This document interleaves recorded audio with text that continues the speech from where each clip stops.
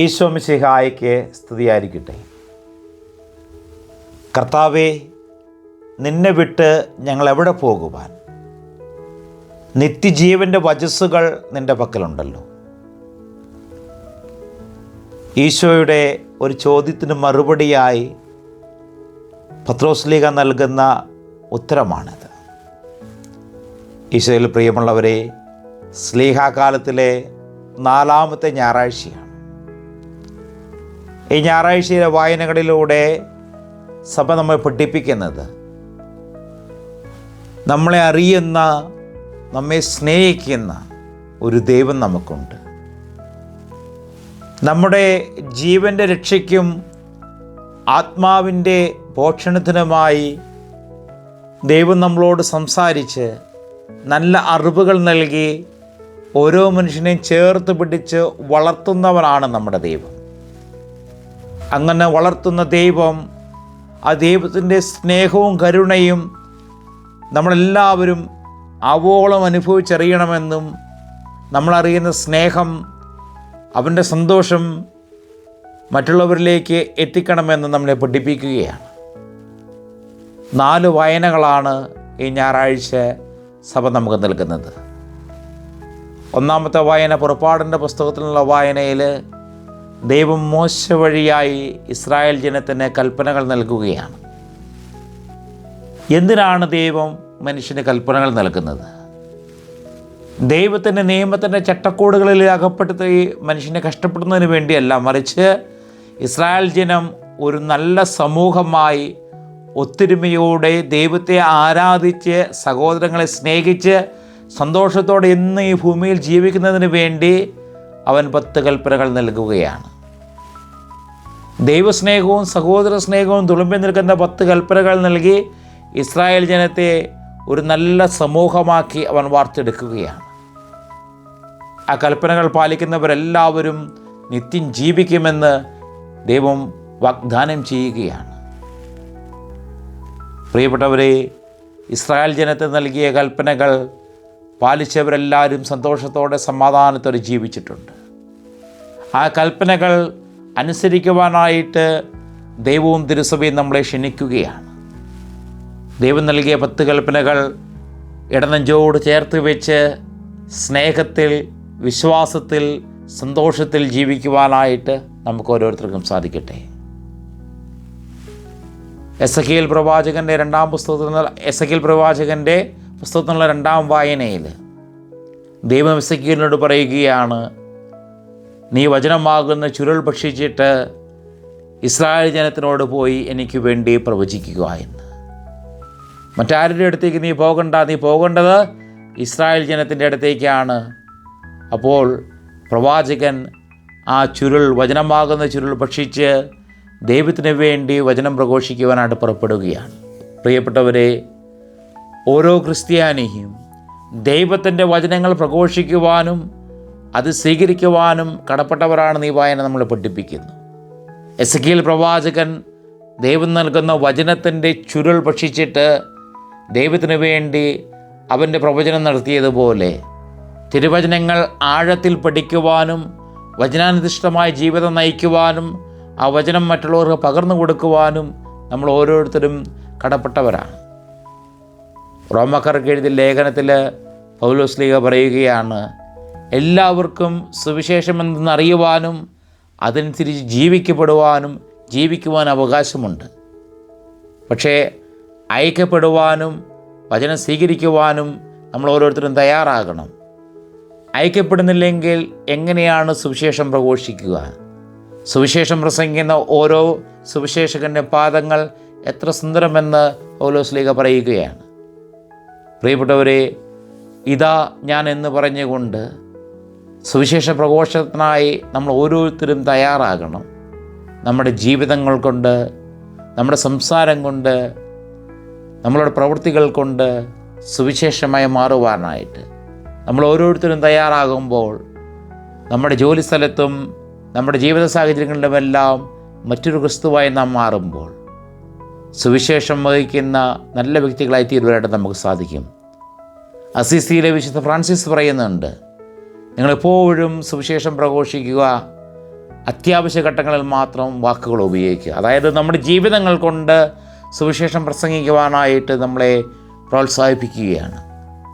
ഇനി സുവിശേഷത്തിലേക്ക് വരുമ്പോൾ വലിയ സന്ദേശങ്ങൾ സുവിശേഷത്തിൽ നമുക്ക് വേണ്ടി സഭ കാത്തുവച്ചിരിക്കുകയാണ്. സുവിശേഷത്തിൻ്റെ അടിസ്ഥാനമെന്ന് പറയുന്നത്, പ്രത്യേകിച്ച് ഈ ഞായറാഴ്ച സുവിശേഷ അടിസ്ഥാനമെന്ന് പറയുന്നത് വിശുദ്ധ കുർബാനയെ പറ്റിയുള്ള പഠനങ്ങളാണ്. വിശുദ്ധ യോഹന്നാൻ സുവിശേഷം 6-ാം അധ്യായത്തിൽ ഈശോ താൻ എന്തിനാണ് ഈ ഭൂമിയിലേക്ക് വന്നത്, തൻ്റെ പ്രവർത്തനത്തിൻ്റെ ലക്ഷ്യമെന്താണ് എന്ന് കൃത്യമായ ശ്ലീഹന്മാരെ പറഞ്ഞ് പഠിപ്പിക്കുന്നുണ്ട്. താൻ സ്വർഗത്തിൽ നിന്നിറങ്ങി വന്ന ജീവനുള്ള അപ്പമാണ്, താൻ പരിശുദ്ധ കുർബാനയാണെന്ന് യഹൂദജനത്തെ പഠിപ്പിക്കുകയാണ്. തൻ്റെ ശരീരവും രക്തവും യഥാർത്ഥ ഭക്ഷണപാനീയമാണ്, വിശുദ്ധ കുർബാനയായും അത് മാറും, അത് ഭക്ഷിക്കുന്നവർ നിത്യമായി ജീവിക്കുമെന്ന് ഈശോ പഠിപ്പിക്കുമ്പോൾ ചില യഹൂദർക്ക് ഇടർച്ചയുണ്ടാകുകയാണ്. ഈശോ പറയുന്നുണ്ട്, നിങ്ങളുടെ പിതാക്കന്മാർ മന്ന ഭക്ഷിച്ചു, പക്ഷേ അവർ മരിച്ചുപോയി.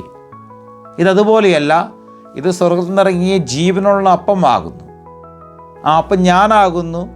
എൻ്റെ ശരീരവും രക്തവും ഭക്ഷിക്കുകയും പാനം ചെയ്യുകയും ചെയ്യുന്നവൻ നിത്യം ജീവിക്കുമെന്ന് ഈശോ വളരെ കൃത്യമായി പഠിപ്പിക്കുകയാണ്.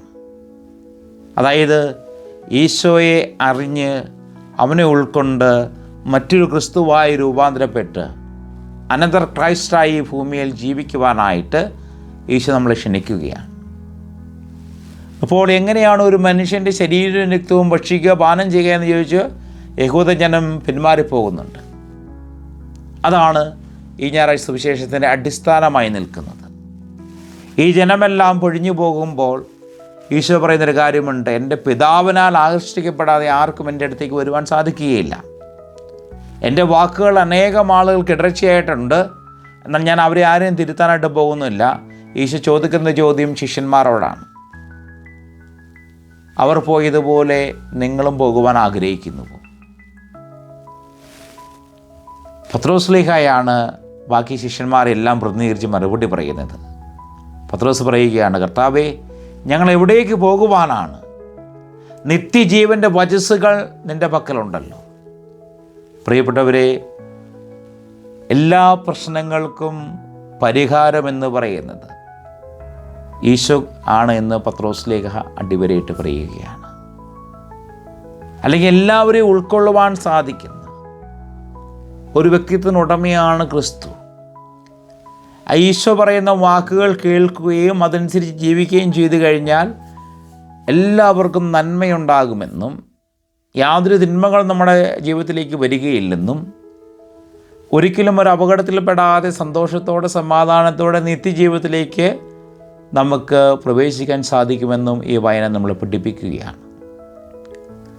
തമ്പുരാനോട് ചേർന്ന് നിൽക്കുമ്പോഴാണ് നല്ല ഫലങ്ങൾ നമുക്ക് പുറപ്പെടുവിക്കാനായിട്ട് സാധിക്കുന്നത്. സുവിശേഷം നമ്മൾ വായിക്കുന്നുണ്ട്, തായ്തണ്ടിനോട് ചേർന്നിരിക്കുന്ന ശാഖയാണ് നല്ല ഫലം നൽകുന്നതെന്ന്. യേശു ഒഴിച്ച് ബാക്കിയെല്ലാം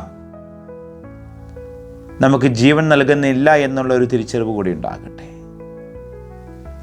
ഈശോയോട് ചേർന്ന് നിന്ന് അവൻ്റെ ജീവിതം സ്വീകരിച്ച് മറ്റൊരു ക്രിസ്തുവായി ഭൂമിയിൽ ജീവിച്ച് സന്തോഷത്തോടെ നിത്യജീവിതത്തിലേക്ക് പ്രവേശിക്കുവാനായിട്ട് തിരുസഭ നമ്മെ ക്ഷണിക്കുകയാണ്.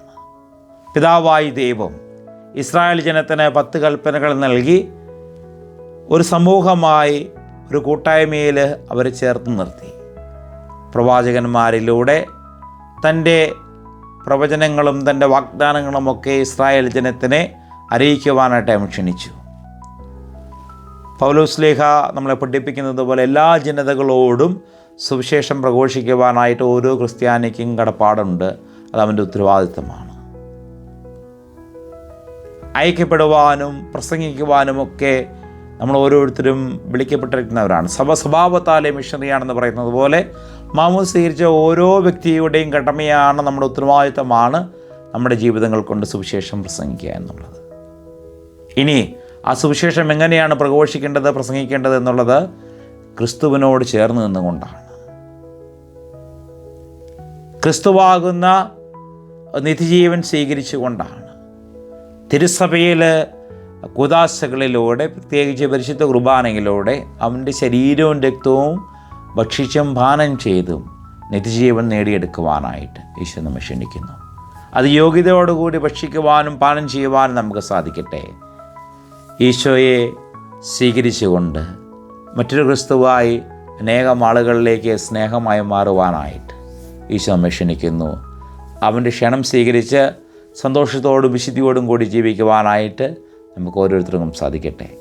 നമ്മുടെ കർത്താവായ ഈശോ മിശിഹായുടെ കൃപയും പിതാവായ ദൈവത്തിൻ്റെ സ്നേഹവും പരിശുദ്ധാത്മാവിൻ്റെ സഹവാസവും നമ്മെല്ലാവരും കൂടെ ഉണ്ടായിരിക്കട്ടെ, ഇപ്പോഴും എപ്പോഴും എന്നേക്കും. ആമേൻ.